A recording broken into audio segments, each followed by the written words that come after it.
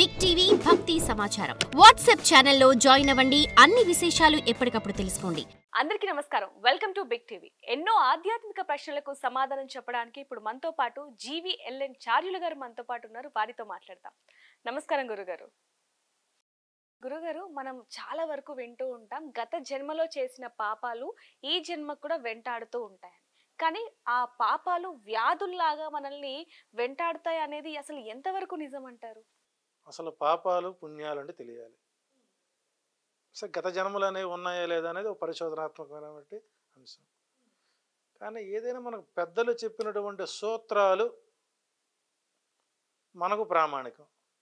సరే, పెద్దలు పెట్టిన సూత్రాలు ఈరోజు ఫ్రిడ్జ్లోకి వెళ్తున్నాయి. సూత్రాలు అంటే మంగళసూత్రాల గురించి నేను మాట్లాడతాను. ఫ్రిడ్జ్లో పెట్టేవాళ్ళ గురించి నేను మాట్లాడతలేను. రుణానుబంధ రూపేణ పశు పత్ని సుత ఆలయ రుణక్షయం వివక్షంతి కాతత్ర పరిదేవన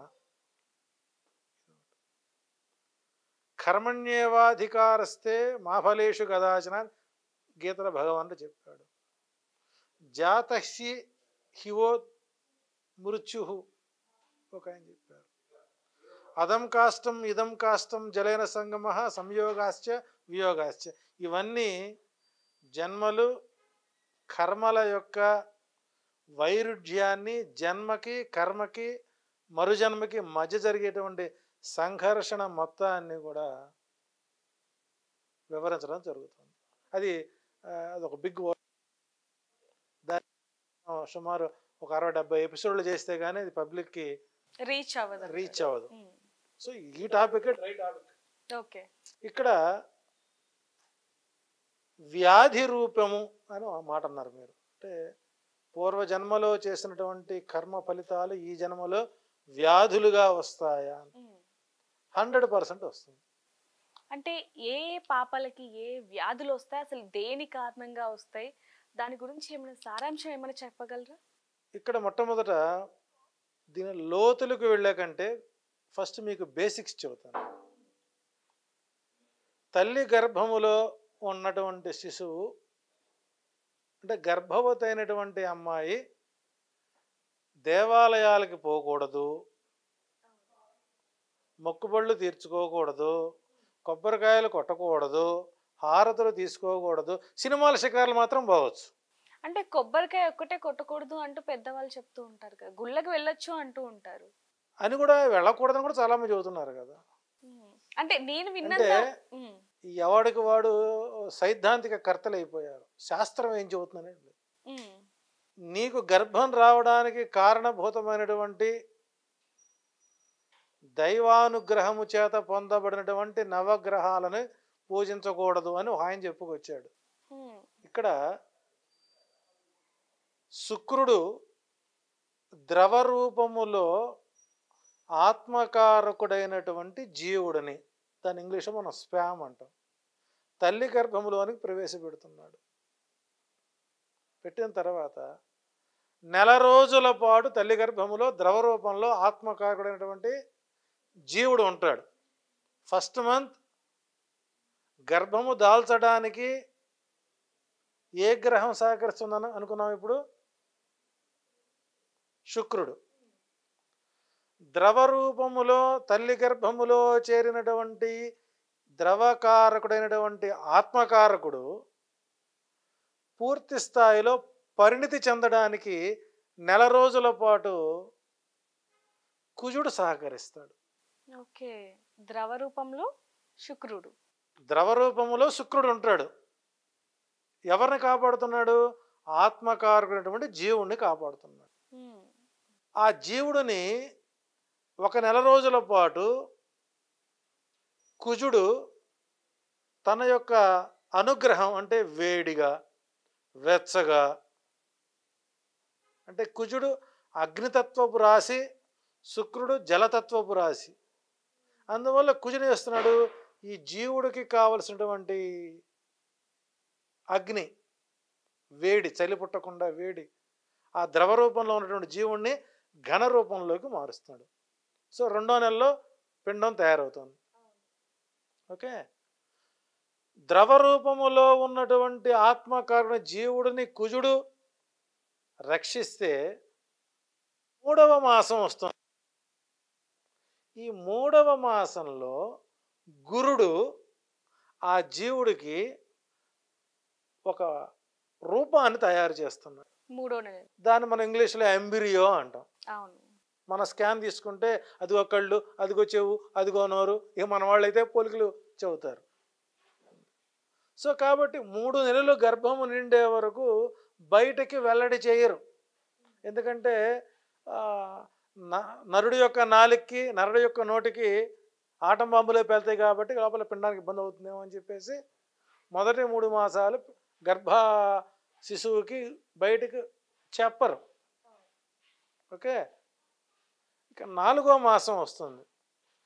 గురుడు చేత రక్షించబడినటువంటి ఈ పిండం 4వ మాసానికి అదే గురుడు మళ్ళీ ఈ పిండానికి అవయవాలు ఏర్పాటు చేస్తాడు. ఓకే. 5వ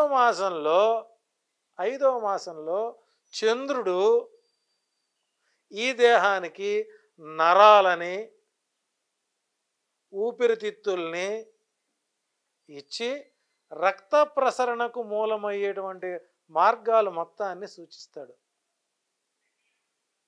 ఓకే. 5వ నెల వచ్చేసరికి కుజుడు, మళ్ళీ అదే కుజుడు ఈ జీవికి ఎముకల నిర్మాణం ఇస్తాడు. 6వ నెల వచ్చేసరికి శని ఈ జీవుడికి చిన్న చిన్న వెంట్రుకలు, గోళ్ళు ఏర్పాటు చేస్తాడు. 8వ నెల వచ్చేసరికి 7వ నెల వచ్చేసరికి బుధుడు ఈ పిల్లవాడికి, ఈ శిశువుకి వినికిడి జ్ఞానాన్ని కనెక్షన్ చేస్తాడు. 8వ నెల వచ్చేసరికి రాహువు శరీరానికి చర్మాన్ని ఇస్తాడు. 9వ నెల వచ్చేసరికి కేతువు కళ్ళు మూసి వినేటువంటి లక్షణాన్ని ఇస్తారు. కాబట్టి ఇక్కడ 9 నెలల పాటు 9 గ్రహాలు తల్లి గర్భములో నీ కోసం సర్వీస్ చేసాయా లేదా? చేశాయి. అలా చేయబడినటువంటి గర్భస్థ శిశువు గర్భంలో ఉండగా తల్లిని గుడికి వెళ్ళకూడదు, ప్రదర్శనలు చేయకూడదు, పూజలు చేయకూడదు, ఏకాడికి ఉదయం పూట మదరాలిక్స్ తాగడం, మధ్యాహ్నం ఫ్రూట్స్ తినడం, రాత్రి కింద కూర్చోకుండా పైన కూర్చోవడం, చక్కగా వీడియో కెమెరాస్ పెట్టుకొని చక్కగా యూట్యూబ్లో రీల్స్ చూస్తూ కూర్చోమని చెప్పాడా నవగ్రహాలు? దానికి ప్రామాణికం ఇచ్చారు. తల్లి గర్భములో ఉండగానే ప్రహ్లాదుడు నారాయణ మంత్రాన్ని విన్నాడని,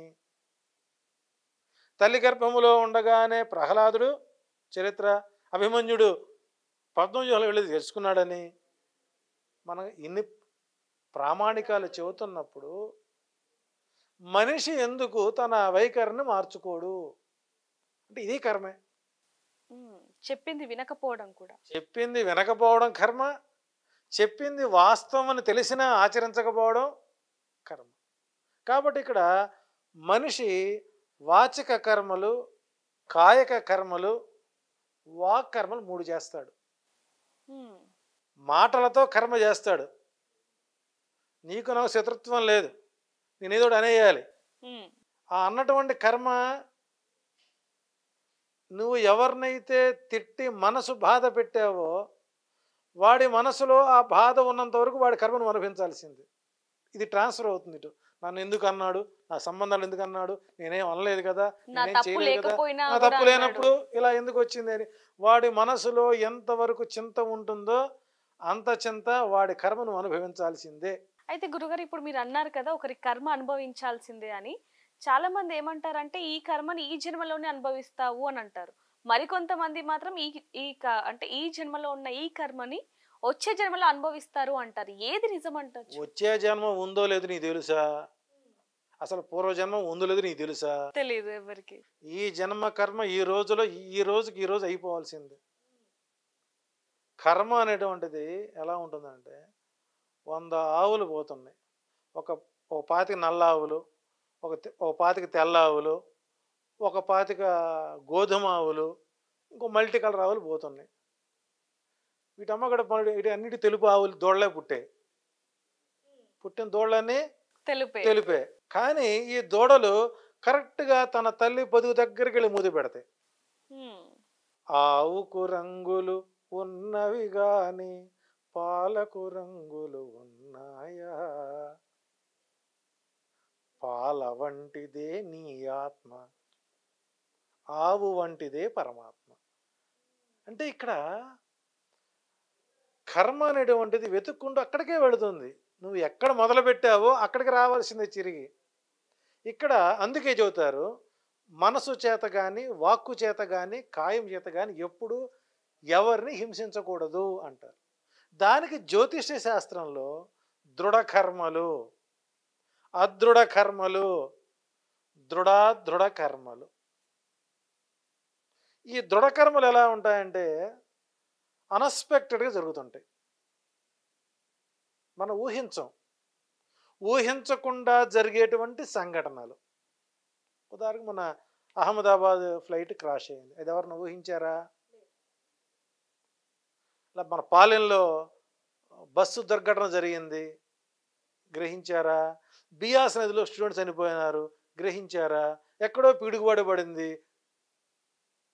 అంటే మనకు తెలియకుండా, మన ప్రమేయం లేకుండా మనకు జరిగే దుస్సంఘటనలు ఏవైతే ఉంటాయో అవి కూడా పూర్వజన్మ సుకృతాలే. కరోనా వచ్చింది, ఎంతమంది పోయారు? కట్టుకున్న భార్య చనిపోతే భర్త చూడలేకపోయాడు. భర్త చనిపోతే 30 ఏళ్ళు కాపురం చేసినటువంటి భార్య చూడలేకపోయింది. కోట్ల సంపాదించిన పిల్లలు తన పిల్లలకి తల్లిదండ్రులు తలకొరువు పెట్టలేకపోయారు. ఇవన్నీ ఏంటంటే దృఢకర్మలు చెందినవి. అంటే పూర్వజన్మలో నీవు చనిపోతే నీ భార్య కానీ, నీ పిల్లలు కానీ, నీ కొడుకులు కానీ నీకు చేయవలసినటువంటి మృత కర్మలు, మాసికాలు కానీ, తద్దినాలు కానీ, సంవత్సరికాలు కానీ ఇవన్నీ జరగకుండా, ప్రతి నెల వారికి ఆహారం పెట్టకుండా, ఏదో మమ అనిపించి నువ్వు చచ్చిపోయిన తర్వాత అంతిమయాత్రకు 10 కోట్లు ఖర్చు పెట్టే బదులు దానివల్ల ఆయనకేం తృప్తిపరిచావు బతికున్నప్పుడు? యుద్ధంలో మరణించిన వారు, పూర్వంలో రాజులు యుద్ధాలకు వెళ్ళేవాళ్ళు, సైన్యం చనిపోయేవాళ్ళు. ఈ రోజుకి విజయనగర సామ్రాజ్యంలో రాయల వారు యుద్ధానికి వెళ్ళినప్పుడు ఎంతమంది సైన్యం మరణించుంటారు? ఆ మరణించినటువంటి ఆ దేహాలకు ఎవరన్నా కర్మకాండలు చేశారా? వాళ్ళు సపిండీకరణాలు చేశారా? చేయలేదు కదా.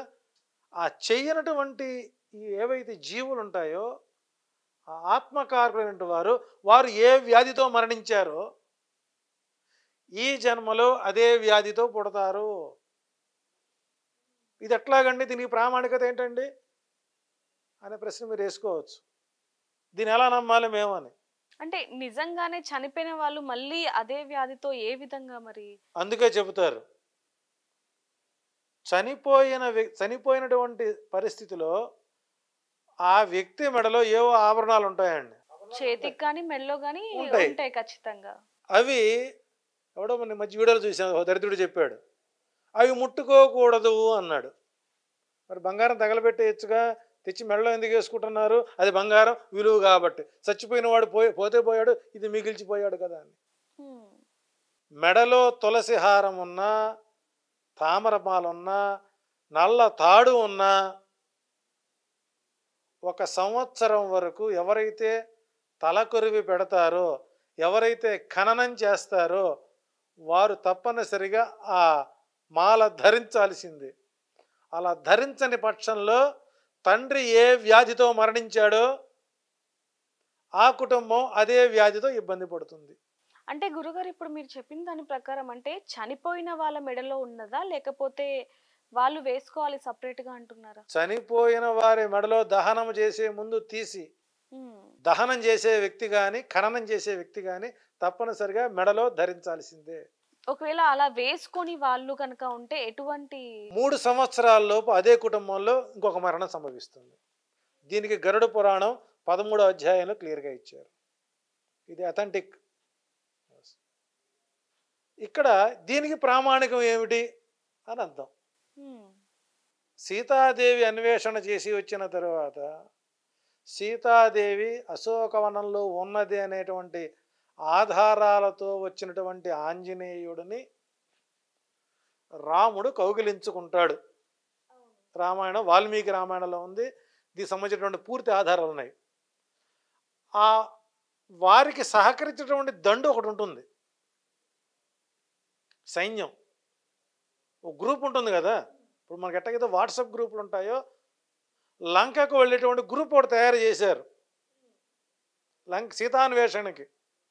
వాళ్ళేమనుకున్నారు, మిగిలిన వానరులందరూ ఓహో మమ్మల్ని కూడా ఇలాగే కౌగిలించుకుంటాడేమో అని అందరూ రెడీగా ఉన్నారు. అప్పుడు రాముడు చెబుతాడు, ఇప్పుడే సీతాన్వేషణ అయింది, వార్త తెలిసింది, నేను మిమ్మల్ని కౌగిలించుకుంటాను, కొంత సమయం ఇవ్వండి అని అడిగాడు రాముడు వానర సైన్యంతో. ఆ వానరులు అందరూ ఏమనుకుంటున్నారు, ఓహో నన్ను ఇంకా రాముడు కౌగిలించుకుంటాడు అని వాళ్ళు వెయిట్ చేస్తూ చేస్తూ చేస్తూ ఉన్నారు. యుగం అయిపోయింది, ద్వాపర యుగం వచ్చింది. మరి భగవంతుడు ఇచ్చినటువంటి వరాన్ని నెరవేరకపోతే రాముడు అబద్ధం చెప్పినట్టేగా. అవును, అవునా? అందుకు సాక్ష్యం అంగదుడు ఉన్నాడుగా, లక్ష్మణుడు ఉన్నాడుగా, ఆంజనేయుడు ఉన్నాడుగా, సుగ్రీవుడు ఉన్నాడుగా, వీళ్ళందరూ అపాస్పాలు అవుతారుగా.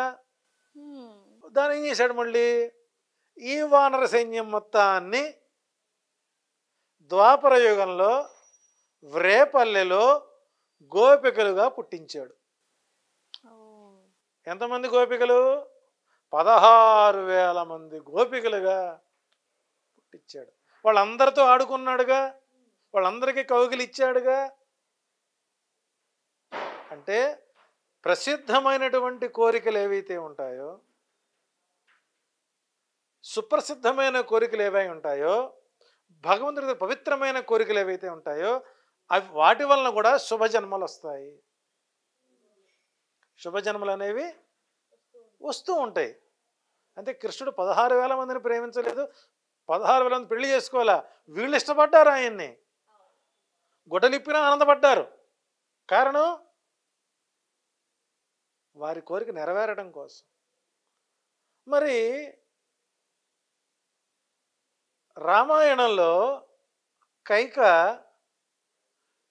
ఒక మాట ఉంటుంది, నీలాంటి కొడుకును నేను ఎందుకు కనలేదా, బహుశా నా విషతుల్యమైనటువంటి ఈ మనసుతో నేను ఉన్నా కాబట్టి నువ్వు నా గర్భవాసాన పుట్టలేదేమో అంటే రాముడు అంటాడు, నీకు మరుజన్మంలో నీ కోరిక తీరుస్తాను అన్నాడు. వెంటనే ఇక్కడ మరొక రూపాన్ని ఇచ్చాడు.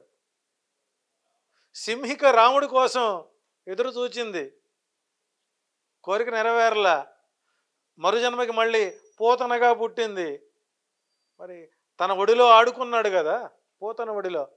కాబట్టి ఇక్కడ జన్మలు కర్మలు అనేటువంటివి యుగ యుగాలుగా వస్తూనే ఉన్నాయి.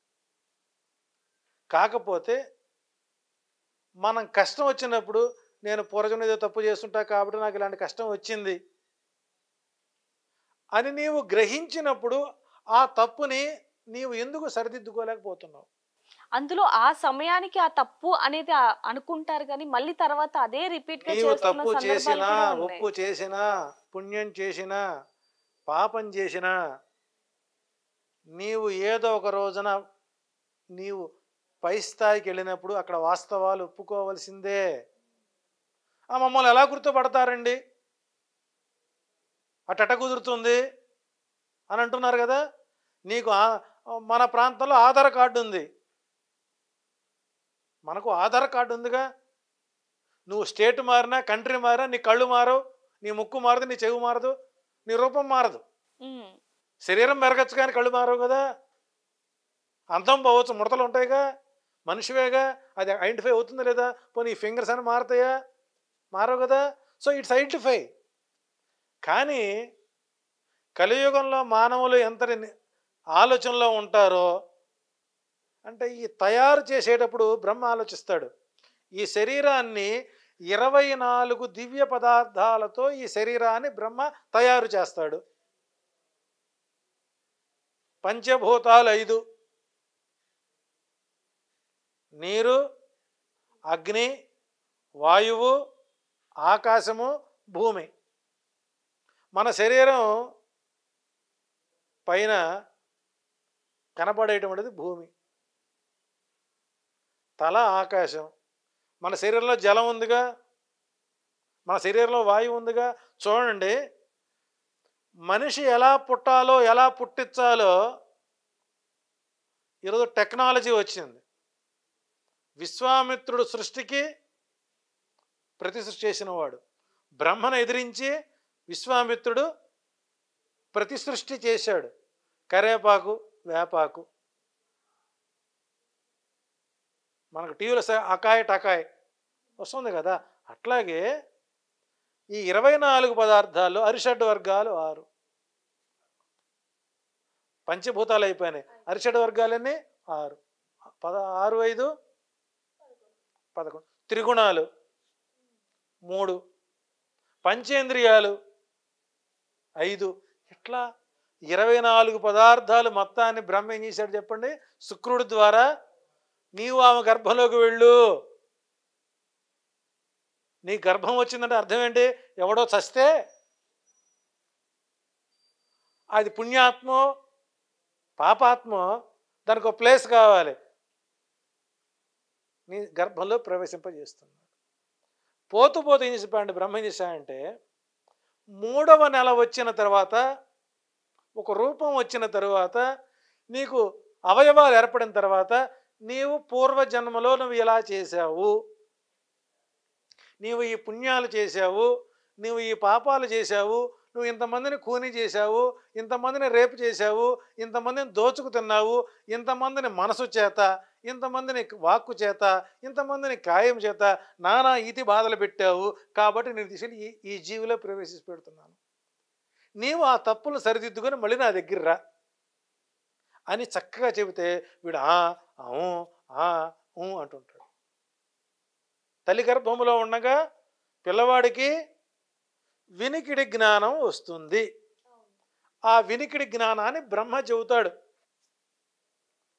దీనికి అథెంటిక్ ఏంటి, ఎట తెలుస్తుందంటే అని చెప్పా ప్రహ్లాదుడు, అభిమన్యుడు. అసలు అది యోగాలు తీసేయండి. ఈ మధ్య అమెరికాలో ఒక 10 మంది గర్భవతుల మీద రీసెర్చ్ చేశారు. ఓ 10 మంది గర్భవతులకి మంచి ఫోక్ సాంగ్స్ వినిపించారు. ఓ 10 మంది గర్భవతికి క్లాసికల్ సాంగ్స్ వినిపించారు. ఒకరోజు అటు ఇటుకి 10 మందికి అన్నారు. ఈ 5గురు పిల్లలకి ఏడుస్తున్నప్పుడు ఈ ఫోక్ సాంగ్ వినిపిస్తే వాళ్ళు సైలెంట్ అయిపోతున్నారు. ఇంకా మిగిలిన 5గురికి క్లాసికల్ పెడితే వాళ్ళు.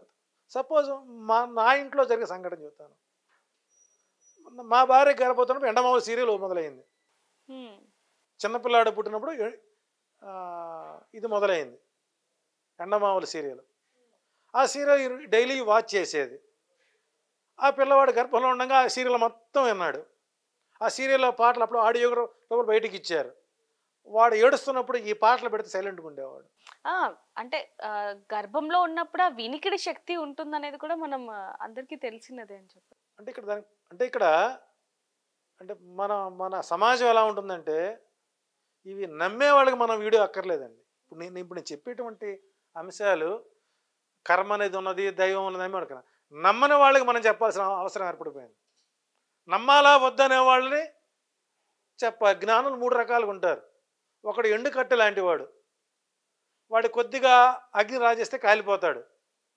ఇంకోటి ఉంటాడు పచ్చి కట్టె,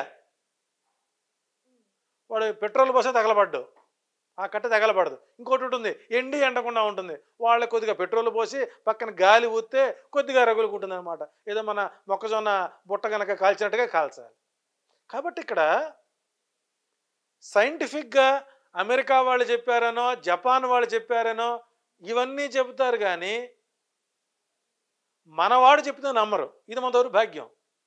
అందుకే బ్రహ్మ ఏం చేశారంటే, ఇక్కడ ఆధారం ఎట్లా పెట్టారో, మనం 10th క్లాస్ సర్టిఫికేట్ మీద ఎమోల్ ఆన్ ది రైట్ ఆర్మ్ అని, ఎమోల్ ఆన్ ది ఎందుకు పెడుతున్నారు? పుట్టుమచ్చలు అవసరం ఏముందండి? ఐడెంటిఫికేషన్. మన శరీరం ఇంకా మా దరిద్రులు మా జ్యోతిష్యులు చెబుతారు, నీకు అక్కడ పుట్టుమచ్చ ఉంటే అందమైన పెళ్ళాం వస్తుంది, ఆ తర్వాత నీ తాట తీస్తుందని చెప్పడం. ఒకటి ఈ పుట్టుమచ్చ ఇక్కడ ఉంటే అరిచేతులు కనుక పుట్టుమచ్చ ఉంటే నీవు సప్తసముద్రాల అవతల వెళ్ళిపోతావు, అక్కడ అడుగు తింటుంటాడు వాడు. అంటే చాలా మంది ఇలాంటివి విన్న తర్వాత పుట్టుమచ్చని చూసి తెగ మురిసిపోతున్నవి కూడా చూస్తూ ఉంటాం. పుట్టుమచ్చల మీద రీసెర్చ్ చేశారా ఈ సిద్ధాంతాన్న జ్యోతిష్యుడన్నా? చేశాడండి? అంటే వీళ్ళని బాడు చేయటమేగా.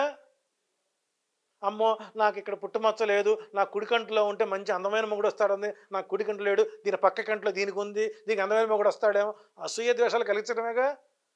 పుట్టుమచ్చల వలన ఉత్తమ ఫలితాలు వస్తాయి అని నమ్మి వాళ్ళు ఇంకో రకంగా మనం సమాధానం చెప్పుకోవచ్చు. ఈ పుట్టుమచ్చలు ఎక్కడివి అంటే బ్రహ్మచేత పెట్టబడినటువంటివి. ఆయన రాసుకుంటాడు. బొమ్మ తయారైన తర్వాత ఇక్కడ పుట్టుమచ్చలు పెట్టుకున్నాం, వీళ్ళకి ఏ పేరు పెడతారో తెలియదు. 1970s ఒక వ్యక్తి పేరు 16 అక్షరాలు ఉండేవి ఒక వ్యక్తికి. అప్పుడు పేర్లు వీర వెంకట నాగ వెంకట సత్యనారాయణ వరప్రసాద కృష్ణ మూర్తి అని పెడతారు. గాయత్రి మంత్రం మాదిరిగా పేరు పెట్టేవాళ్ళు. అవును. 80 దశకం రాగానే 8 అక్షరాలు అయిపోయింది. 90 దశకం రాగానే 4 అక్షరాలు అయిపోయింది. 2000 దశకం వచ్చేసరికి 3 అక్షరాలు అయ్యింది. ఇప్పుడు 25లో 2 అక్షరాలు. ఇక రాబోయే పేర్లు ఆ ఆ ఈ ఈ కై కహ తుమ్ తుహు ఈ పేర్లు పెట్టే పరిస్థితి వస్తుంది. కారణం ఏంటి? చివరికి భార్యని తూ ఇట్రా, భర్తని చచా ఇట్రా, ఈ పరిస్థితి వచ్చింది. కానీ బ్రహ్మ చాలా తెలియగలవాడు. కలియుగంలో మనిషి ఏ రకమైనటువంటి ప్రభావాలు పొందుతారో ముందుగా బ్రహ్మకు తెలుసు. కాబట్టి వీళ్ళు ఎక్కడ నాటకం ఆడినా చివరికి నా దగ్గర రావాల్సిందే అని వాళ్ళకి మోల్స్ పెట్టి పంపించాడు. అంతే తప్ప ఈ పుట్టుమచ్చ అక్కడ ఉంటే అద్భుతాలు జరుగుతాయంటే అది పచ్చి బ్లెండర్గా పబ్లిక్ని మోసం చేయడం. నిజంగానే గురుగారు, ఇవన్నీ చాలా మందికి తెలియక ఎవరెవరో ఏదో చెప్పిన మాటలన్నీ కూడా వినేసి నమ్మేస్తూ ఉంటారు. వాళ్ళందరికీ కూడా ఈ వీడియో చాలా చక్కగా అర్థమవుతుందని చెప్పొచ్చు. థ్యాంక్ యూ అండి. Thank you so much. For more videos like this, subscribe Big TV channel.